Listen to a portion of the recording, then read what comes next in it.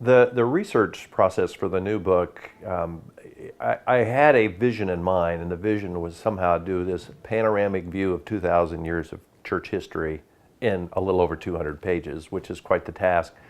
And I had a specific audience in mind, so that drove a lot of the way I approached it. I was really looking for the individual that had virtually no or very casual interest in understanding the history of the Christian faith, but it would be an enticement to somebody.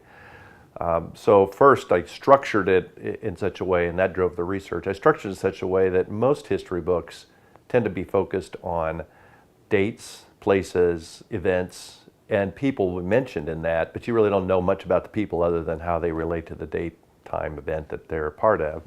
I thought, well, what if we made this more like a People magazine version of church history, where your focus was on people and you got to know key figures in depth, and then you just surround their lives with what was going on and how they either influenced it or were a participant in something significant in Christian history. So with that overall structure in mind, that drove the research to first of all, if I wanted to cover 2,000 years, I had collected probably 50 or 60 names of individuals that I had an interest in or had read something about or thought had interesting lives. First of all, I had to make sure they fit a timeline. I couldn't bunch everybody to be in the last 200 years and ignore the first 1,800 years. So I started by first identifying individuals that I'd call cornerstone, people that I use the tone or the title stones in the stream.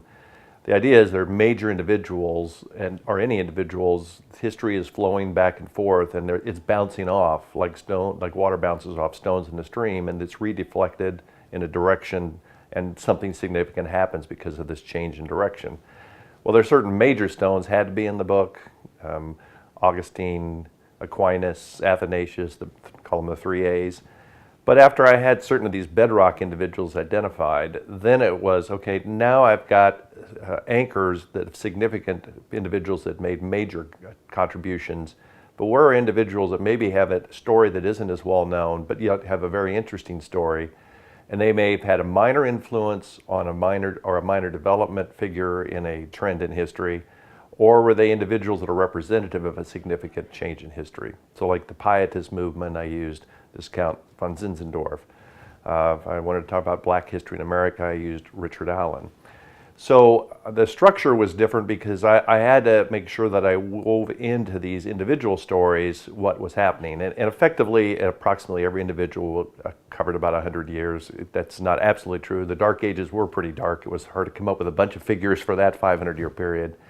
But I identified, timelined these individuals and their contributions, and either saw where they were significant enough to actually, what I would view as alter a particular direction of the church, or were representative of a major trend that was developing in the church. And that way people learned about an individual in depth, but also before they even knew it, they had a kind of a panoramic view of 2,000 years of church history.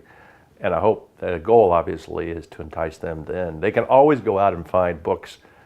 How many autobiographies are there? Probably of Thomas Aquinas. And I don't know how many more that are really needed, but certainly they can go to any of these characters and find a more in-depth interview or a more in-depth type of resource.